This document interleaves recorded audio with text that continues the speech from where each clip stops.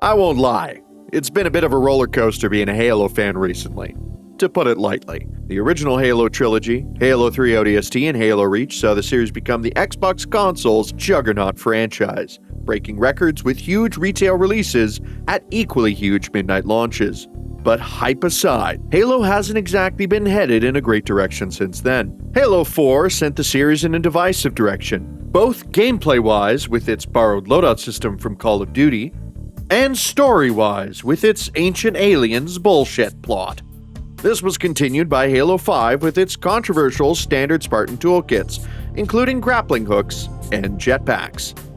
Many fans, myself included, were becoming a bit disillusioned with the series. But then, Halo Infinite, even with its troubled development and flaws, brought Halo back closer to the core of what made the series so iconic. A solid arena and team-based shooter with an excellent weapons sandbox. But even then, that was short-lived. Harmed by a drought of content, the game has already reached the end of its lifespan only about 4 years into the 10-year roadmap that 343, now Halo Studios, originally had for the game. Not exactly, meeting expectations. On the bright side, though, Halo Studios did just announce a remake of Halo Combat Evolved. Well, a remake of the campaign at least. Just when I thought I was out, they pulled me back in. In the past few weeks, I have shaken off over a decade of cynicism and disappointment, and I'm actually cautiously optimistic for this remake. I know, I'm having a hard time believing it too. I really hope that the game is good. I really want it to be good. And by that I mean, I need it to be good. I physically cannot handle another bad Halo game. If the game isn't good, I'm gonna myself. Seriously, man, I can't take it.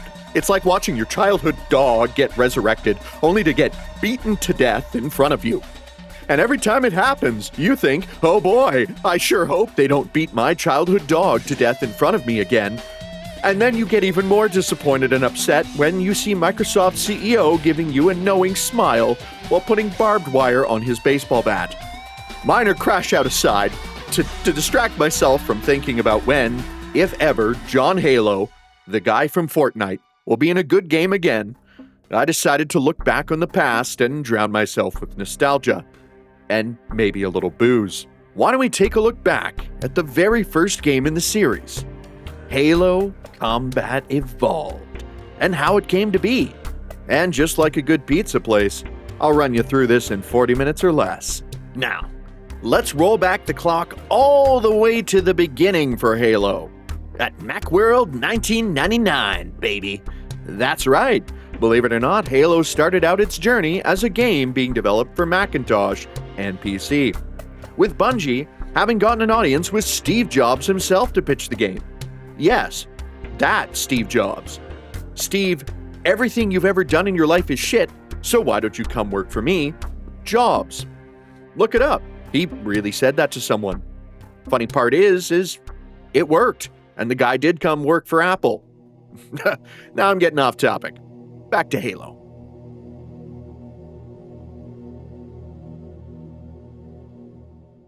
Now, to dive into this properly, we actually have to roll the clock back just a little further to 1997 and set some context. At the time, I was a baby. And Bungie, much like me, was a tiny indie studio in its infancy, made up of only a handful of developers, in a small office in Chicago. In this humble little studio, a small side project was launched, first known as Armor. Marcus Leto, who went on to become Bungie's creative art director, was brought on as an artist to work with developer and co-founder of Bungie, Jason Jones, on this little side project. It started off as a real-time strategy game, with the thinking being that a previous RTS that Bungie developed, a fantasy RTS by the name of Myth, would have been way more cool if it was science fiction and had guns, lasers, and space marines. This was coupled with their thoughts that other real-time strategy games at the time, like StarCraft, would have been better without the resource management aspect and a focus more on the combat and tactics.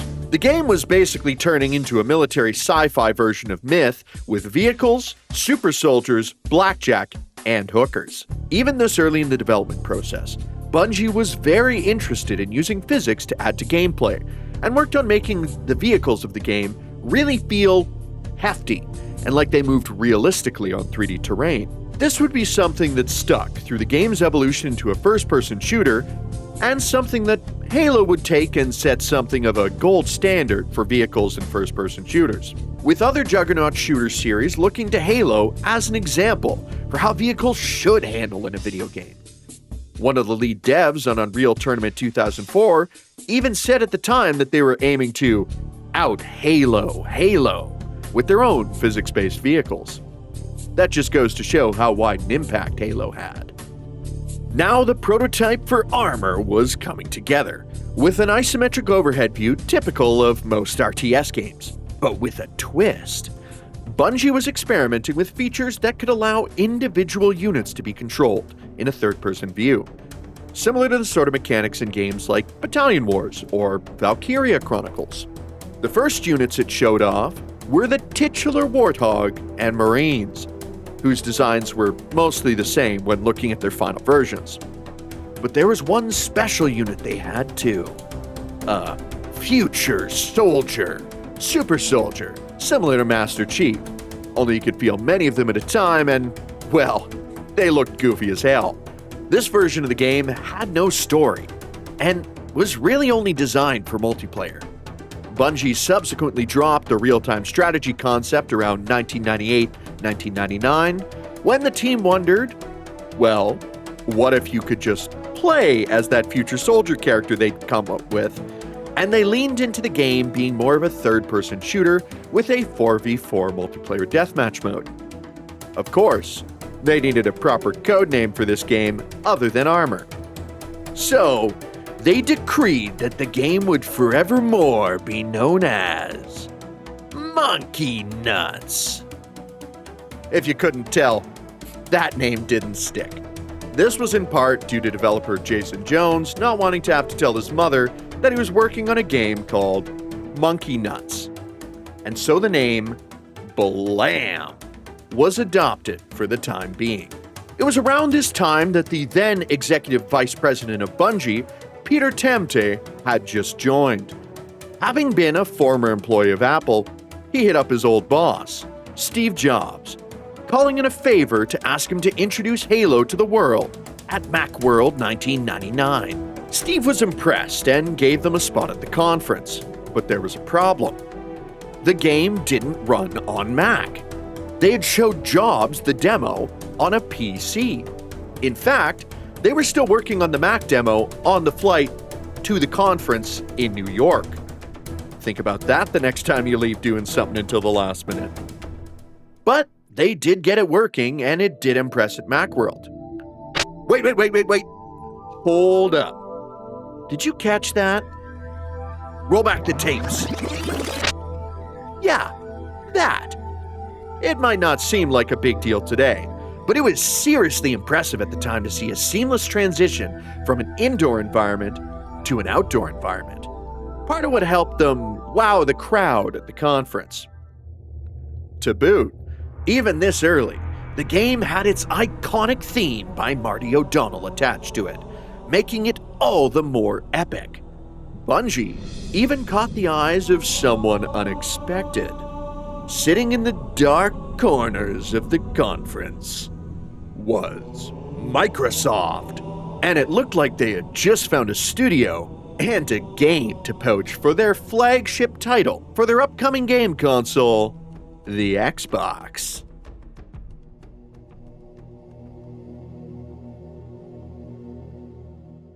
Now cue some financial issues that Bungie was running into at the time despite the Halo hype, born from a particularly nasty bug in Myth 2, the sequel to their popular fantasy RTS. The original game CD came with an uninstaller, which would delete the directory it was in on uninstall. The problem was that if you overrode the default location and had the directory in the root level of your hard drive, uninstalling Myth 2 would wipe your entire hard drive. Yeah, pretty bad. Bungie had to make a trip to the factory where the game was being produced, open up copies of the game, and replace the original CD with a new CD that did not include this bug. As a result of the bug and the subsequent CD replacement, Bungie made virtually no profit on the game, something that could have spelled financial death for a small studio like them. With all this going on, Bungie had a nasty case of what is known today as broke bitch syndrome. Their acquisition by Microsoft was practically already a done deal before the talks even got started. And so the dev team was packed up and moved to Seattle, and they continued development under Microsoft. Despite the financial windfall, there was some doubt about Halo's future in the industry. Microsoft didn't exactly have the best reputation at the time, with games journalist Adam Sessler being quoted describing them as seeming like an evil empire, which really isn't far off the mark for public perception at the time. Microsoft was just coming off the heels of a serious antitrust lawsuit, and Bill Gates wasn't viewed nearly as favorably as he is today. There was also another concern that seems unfathomable today. Some in the industry were concerned as to how Bungie could possibly make a first-person shooter work on a console with a controller? They weren't using a keyboard and mouse? What the hell were they thinking? I know it seems kind of silly today, but there basically wasn't any other example of a first-person shooter that worked well on console without it being clunky as hell. Looking at you, GoldenEye. With love, of course. As a further departure from shooters at the time, Halo even would have regenerating health with the player's energy shields. This is common nowadays, but it was bold and different than most shooters at the time. Even more bold was the control scheme that Bungie was looking at. With the game now relying on a controller rather than a keyboard and mouse, Bungie had made it so that the left analog stick makes you move, and the right analog stick makes you aim. You might think this is silly, but Alien Resurrection on the PlayStation that didn't come out that long before Halo was heavily criticized for using that very same control scheme. A GameSpot reviewer even called these controls terrifying, and generally thought that it was an awful idea. Again, this seems stupid looking back on it today, but this was a huge risk to take back in the early 2000s. Despite all these concerns, though, Bungie pressed onward, and the game was starting to look a bit more familiar at this point. The game's next demo footage at E3 2000 showed off some more familiar elements of Halo, like more of the Covenant, the assault rifle, some familiar-looking vehicles, and of course, the Master Chief in his iconic Mjolnir Mark V armor. Later demos showed off the bones of what would become one of Halo's most iconic levels, the Silent Cartographer. Lead designer Jason Jones had noted that the third-person perspective just wasn't working, so the game was switched to a more visceral first-person perspective. This was a particularly noteworthy change considering earlier on in development, Jones was absolutely dead set against having a first-person perspective. In The Making of Halo documentary, some interviews with the team lovingly chastised Jones for his flip-flopping on this particular issue. It's also around this time that Bungie settled on what would likely be the final name for the project: Covenant, which Bungie artist Paul Russell promptly called stupid and suggested Halo instead. The rest of the team wasn't very fond of it. Even Microsoft wasn't fond of the name at first, thinking it to sound too religious and not like a badass action shooter. I can't imagine it was an easy pitch to make. But Halo was the name that Bungie ended up sticking with, and Paul Russell, after thinking everyone hated the name and wouldn't go with it, found out that the studio did in fact use the name he suggested when he saw the final logo designs for the game and noticed they all said Halo.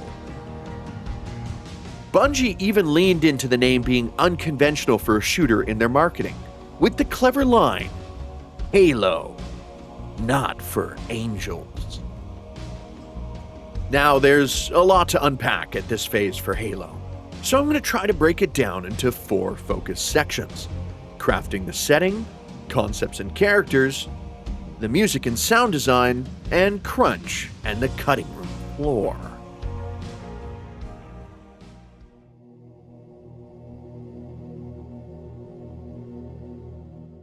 While the campaign for Halo Combat Evolved was solid and memorable, outside of the library existing as a travesty of game design, it was actually one of the last things to come together in the game's development. Bungie's philosophy was to first focus on getting the engine up and running, and develop the multiplayer to make it solid before moving on to the single player. The idea was to develop solid multiplayer deathmatch mechanics first, that could then be translated to a single-player campaign experience.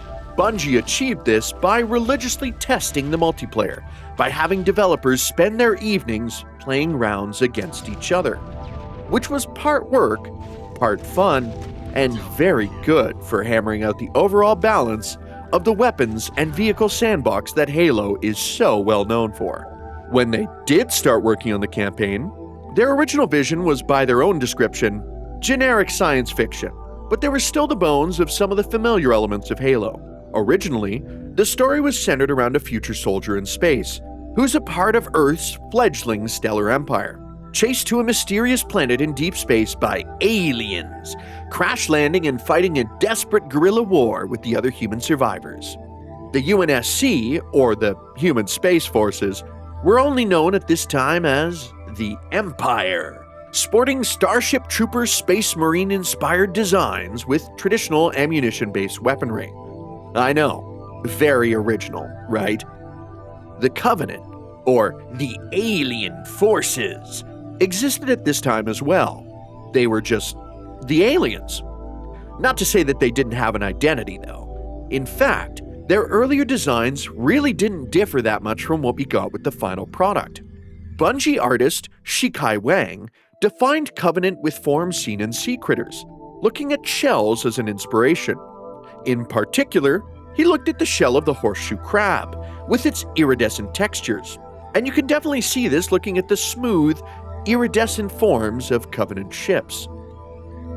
The Covenant were also given blue, purple, and green as their primary color scheme, although Wang had his doubts over the Covenant being too colorful. I actually believe that that's one of the aspects that lends to the Covenant's unique design and makes enemy identification and gameplay way easier. I know that when I'm playing Halo and I see the orange outline of a grunt, it activates a prey drive in me, similar to how your average pit bull reacts when they see an unattended toddler. Now, the setting, on the other hand, was a bit less familiar, other than it being a mysterious planet. It went through a few versions. Initially, the concept was that the setting would be a fortress world, first concepted as a hollow planet, then a Dyson sphere, and then finally the ring world built by a long-dead alien race, the Forerunners. And this structure gave Halo its namesake. Between these major revisions, there were also some ideas that were just plain weird. One of which being the idea of the setting being the player's spaceship crash landing on a human world that only had 1950s era technology. The story would have been about preparing the population to fight the aliens that were pursuing the player. The ring world, which ended up being the final setting, was eventually developed to have artificial structures poking out of its surface that acted as the tip of the iceberg to sprawling underground networks of structures built within the ring itself. The environment design team was given a starting point of streamlined industrial aesthetics to build off of. But there were no concrete guidelines, and much of the iconic look of Halo's Forerunner architecture was created via trial and error. Which, I mean, hey, if it works, it works. The architecture of Halo very much stood out at the time, and honestly, it still holds up pretty well.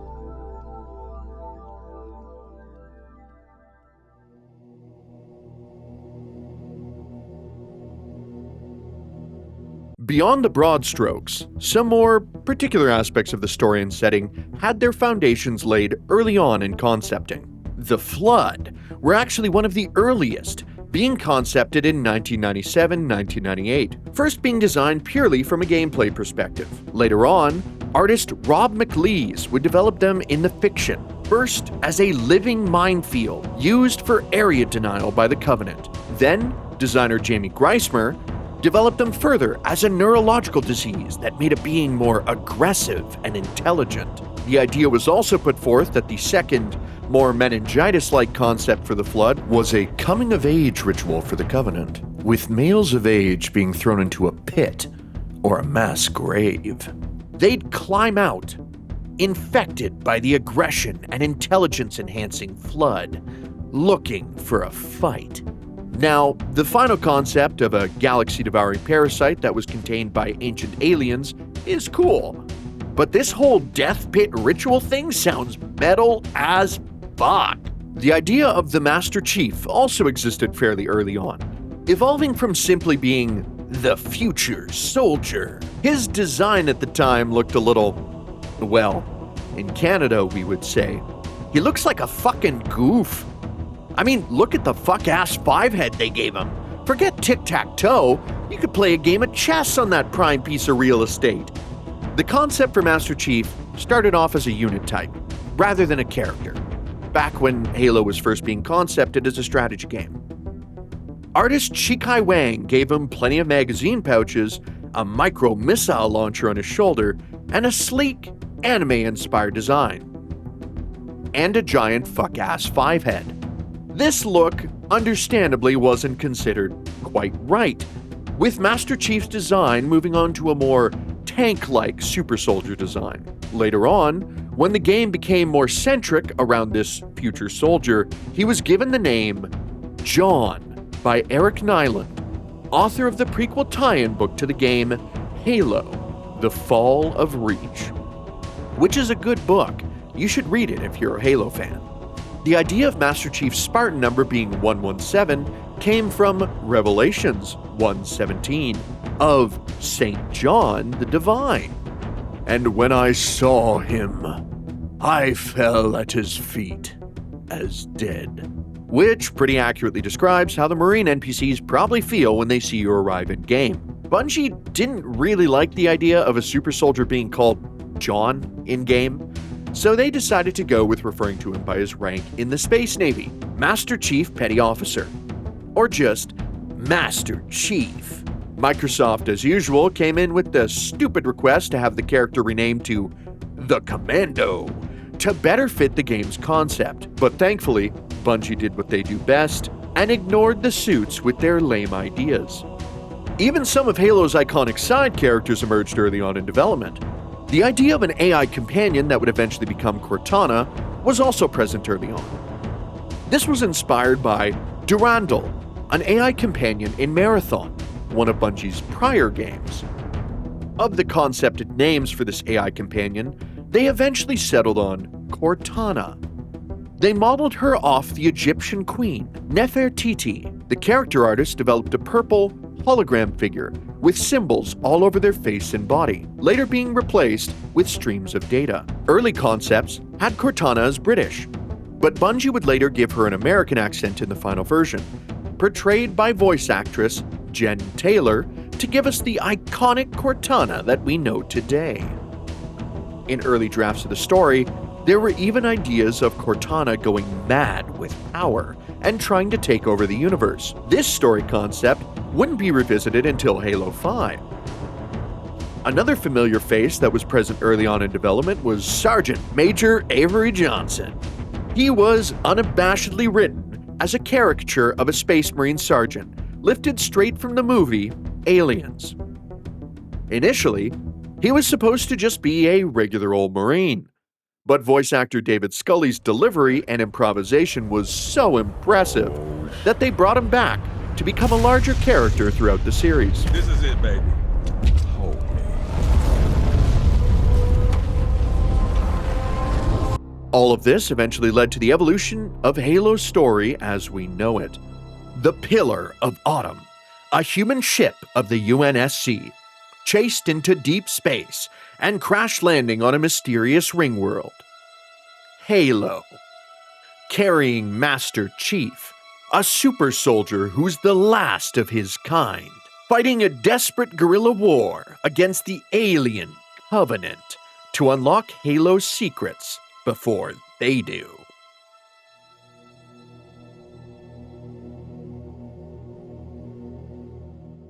To say that Halo's music was iconic is an understatement.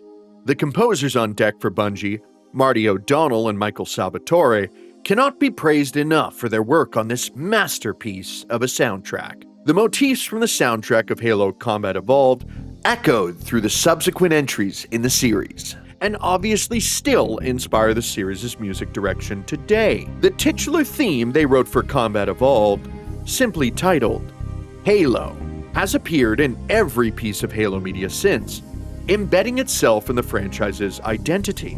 Before working on Halo, in their freelance production company, Total Audio, Salvatore and O'Donnell had worked on the music for a few other Bungie games, like a couple of the Myth games and Oni, some of their forgotten titles from their pre-Microsoft days. The two were approached by Bungie's lead developer, Joseph Staten, in 1999, only 5 days prior to Halo's Macworld presentation. They needed a backing track for Halo's gameplay demo. Staten was looking for something that was evocative of the game's atmosphere. He described it in a few words as ancient, epic, and mysterious.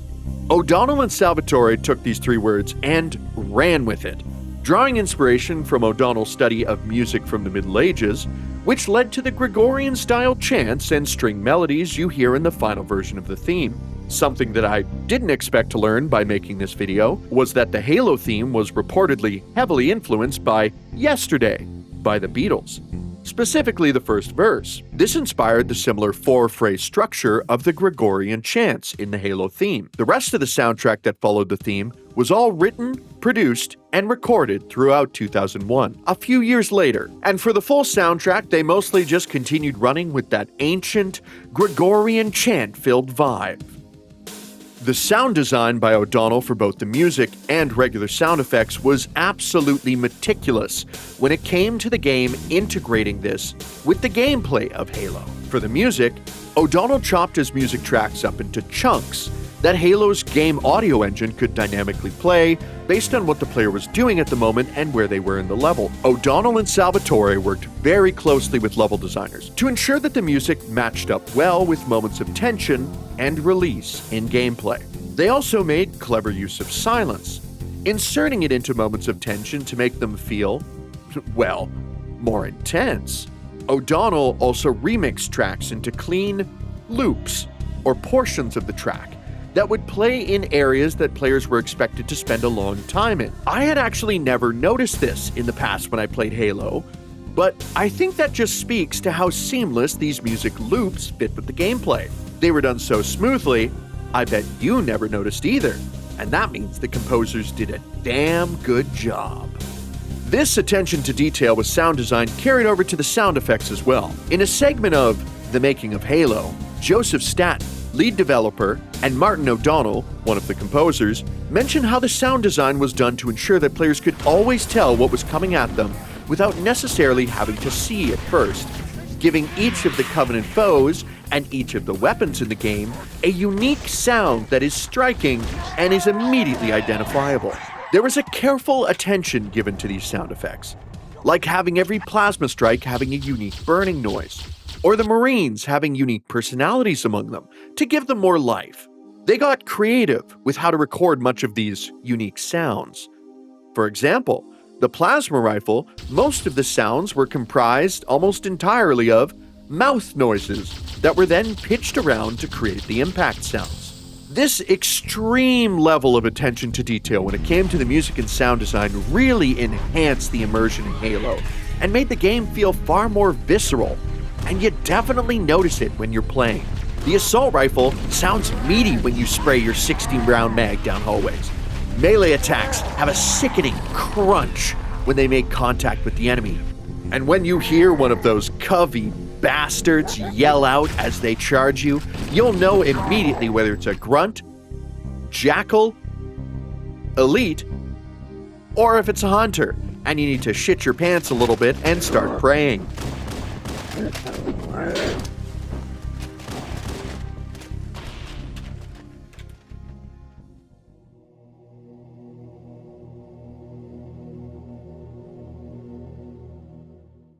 Halo Combat Evolved was true to its name, going through many evolutions and iterations before we finally got the game that Bungie released. By Bungie's own admission, the game only really came together into its final vision during its last year of development. And if that sounds like a hellish crunch, well, you're right. Co-founder Alex Seropian said of this period that, "We made a lot of difficult decisions to make that release happen. We canceled other projects. We combined 3 teams together. We compromised on scope. And we shipped at least one level that we probably shouldn't have." I think we all know which level they were talking about here. At least even Bungie admits that the library sucks ass. And of course, with all this crunch at the 11th hour, it means that there were plenty of things left on the cutting room floor. Even major parts of the final game that we got were at risk of being cut, like the Scorpion tank, saved only by designer Paul Bartone, who crunched for a week and a half along with artists and animators to get it working. Battles over cut features were intense, with Bertone being quoted saying to designer John Howard, "Fuck that, I'm not gonna listen to you, John. Without the tank, this game sucks," when he was asked to cut the Scorpion tank.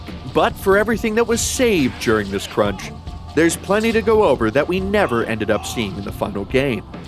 We'll start off with weapons.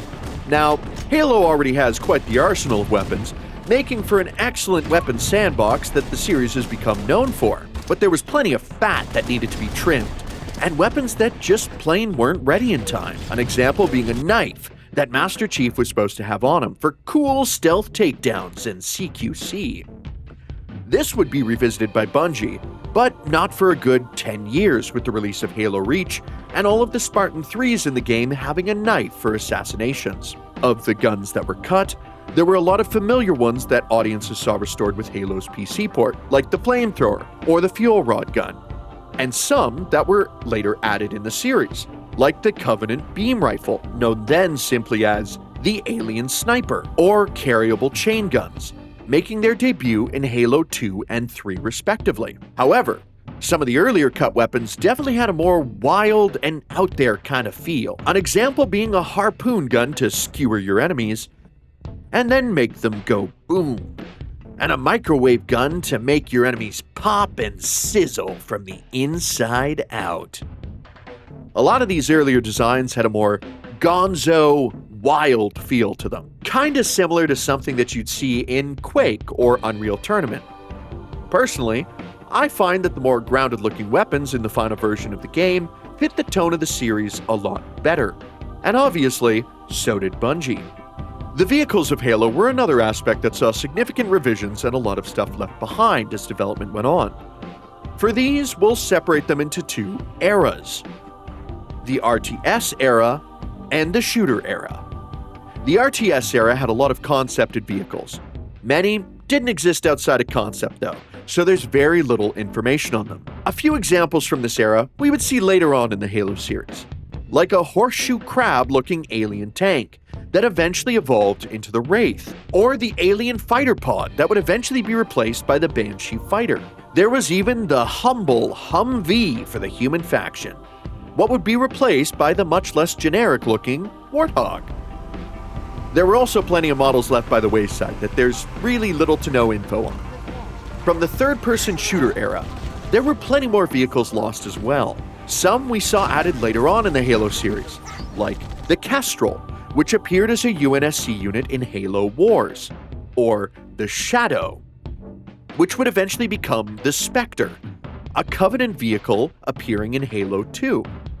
There was also this kinda stealth tank variant of the Scorpion that ended up being cut, known as the Viper. As for other things that didn't make the cut, there was also a neat-looking speedboat unit referred to as the Doozy, which did end up being cut because it had buggy physics that would make it bounce around in water. For the Covenant, there was a cut bomber sister unit to the Banshee, as well as an alternate Covenant tank, whose design would later be reused for the Seraph transports in later Halo entries. At one time, there were even rideable animals concepted. The animations were pretty rough, but there was an odd-looking bird thing that Master Chief could ride, and I quote, like a chocobo. And finally, after months of brutal crunch, Bungie pared the list down to the vehicles that shipped with the game. For the humans, there was the Scorpion tank, the Warthog, and that was pretty much it. The Covenant got the Ghost and the Banshee. I guess you can count the Wraith too, but you weren't able to drive that one.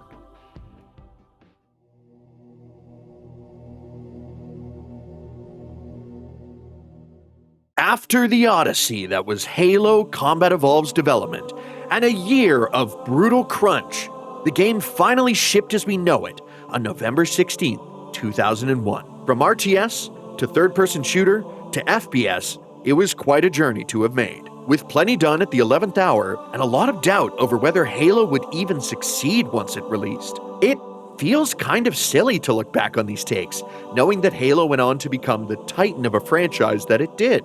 But there's also a special kind of feeling, going back and listening to Bungie's developer interviews before they knew they were going to define the console FPS for years to come. It was a window into a group of passionate artists, writers, composers, and developers who were working very hard to produce a solid game that they enjoyed and that they thought others would enjoy too.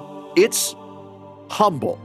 And it feels like an energy that is sorely missed in a lot of major game development houses these days, including Halo Studios. I personally feel that this is part of what made the Halo series the special thing that it was for gamers at the time.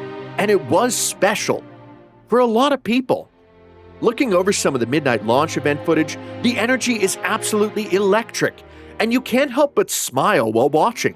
I still remember when my friend and I, who were way younger than we should have been to play Halo, finally beat the Warthog run at the end of Halo's final level, the Maw. We were so excited, we ran up and down the street screaming our heads off. I'm sure my neighbors really loved me for that. Or when my friends and I went to Halo 4's midnight launch, and after getting the game, we went home to play together on Xbox Live until 3 a.m., risking the wrath of our parents for our fix of Slayer. Now, I'm sure there's some rose-tinted glasses on my face while I look back on this, but Halo wouldn't have become the phenomenon it was if it wasn't perfect enough to make a lot of special moments like that for a lot of people. Halo was lightning in a bottle, and we'll see if Halo Studios can manage to capture it a second time. At least, I certainly hope they can. Halo has been a huge part of my life since I've been a little boy, and it was fun to take this look back with all of you as to how the franchise got its start. Even now, as Halo seems to be in its twilight years, and the road back to relevancy is uncertain, if it exists at all, we can still look back on all the memories, moments, and friendships we forged through Halo, and be glad that we got to have it at all.